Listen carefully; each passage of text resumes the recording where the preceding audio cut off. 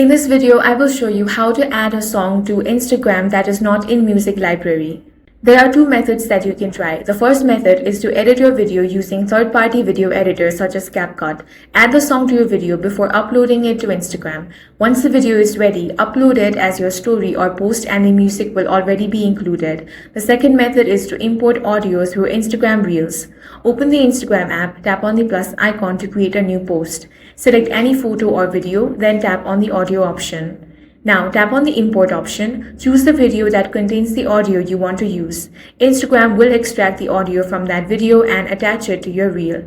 Next, tap on the next option and choose save draft instead of publishing the reel if you want to post this as your story.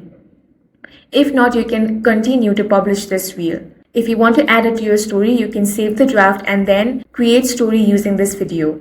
In this way, you can easily add a song to Instagram that is not in Music Library. If you found this video useful, make sure to hit the like button and subscribe for more videos like this.